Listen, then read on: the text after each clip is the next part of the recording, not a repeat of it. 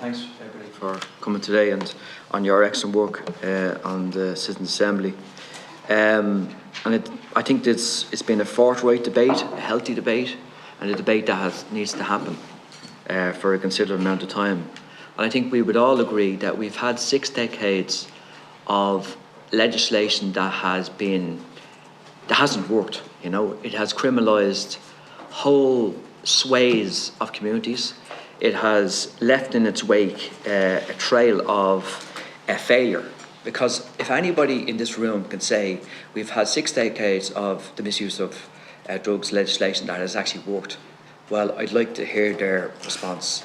Because what that has done, it has criminalised people, it has put people in the kind of prison complex, it has emboldened and enriched a tiny amount of people in society that has done extremely well out of the drugs industry. Drugs are going to be used whether we like it or not. You know, there's drug use, there's drug abuse, there's all sorts, and everything in between.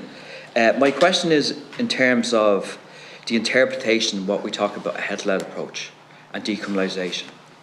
My kind of instinct is that there's different interpretations of what decriminalisation looks like in an Irish context, because from my reading of this situation, certain sections of the government, certain sections of civil society, certain sections of the police actually want the status quo to keep on, right?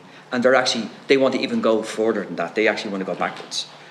That's certain sections of them 3 bodies.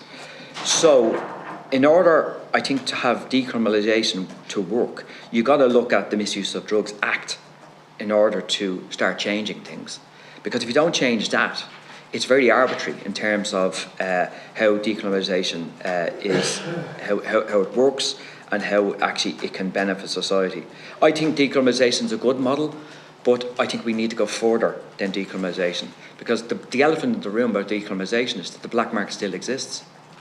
We still have the control of drugs, which is the irony at the end of the day. We have controlled drugs that are not controlled by the government or the state, they're controlled by criminal gangs. And once you have that situation in place, you will have what we have had in the last 6 decades. So just in terms of, do you think the establishment of them 3 bodies I've talked about, do they actually have the stomach to actually go further than just a lip service around a health-led approach, but actually implement decriminalisation, even on the Portuguese model, which is even limitations on that?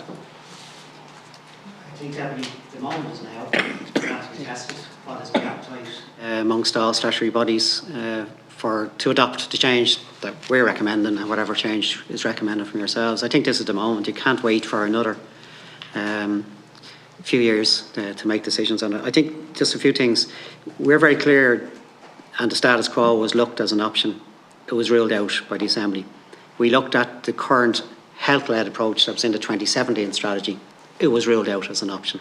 So we went further, and we believe that it needs legislation to decriminalise. So that's the different approach that we reckon, based on even the current strategy. So we believe that it needed legislation to decriminalise it. We did leave open, and I was talking to Senator Sherlock earlier on, we did leave open, not open, but views that obviously the committee will consider about what that legislation to do, what legislation has to be tackled, how many times, issues around a prison sentence does not need to be introduced, a prison sentence for drugs, if that needs to be, how that can be eliminated, and a few other questions. But our view, like I said, Deputy Sherlock, was absolutely clear: decriminalising, let's get us out of this vicious cycle. Where the appetite is for the other statutory bodies, my own sense, it's under test now. You know, if we're really serious about it, we shouldn't be talking about 2025. I don't think they have the appetite for it, I'll be honest with you. I mean, look at the work that you have done is excellent, and I think there is a new change in the public, and even in here, right? But I just don't sense there's an appetite in terms of certain sections of the government. They just want the status quo to exist, you know. I hope I'm wrong. I really, really hope I'm wrong. Well, certainly under test. It's under test now. Yeah, that's good. Certainly, the presentations we had, that's all I can go on. At the Assembly there was a range from let's hold to where we are now, things are okay, to no, actually, and even from statutory bodies in particular, to no, we have to do something completely different. We're not addressing the fundamental issues. So There was a range of views from statutory bodies, including Garda Síochána, including HSE, including the Department of Justice, including the Department of Health. From one end of the continuum, let's just tweak what we have, to where our view was, no, let's leapfrog 2 steps further. Thank you. If I might say, just from like a member's point of view, I think Paula's mentioned it there. There was a wide range of presentations that dealt with issues of, as I said, the status quo right the way through to legalisation. And I think the big takeaway was that at the end of the day, we wanted to step away from the status quo. So certainly the members don't want it to remain the same way, because we had those presentations and decided we don't. It's not dealt with the issue very much like you said in your statement there. You know, it's been this way for however long and clearly isn't working, and it was something that the members were definitely agreed upon, is that it can't remain the same way. Graham, as would it you is. agree that status quo has been a policy, you know, by successive governments, and they're happy enough with the status quo, you know?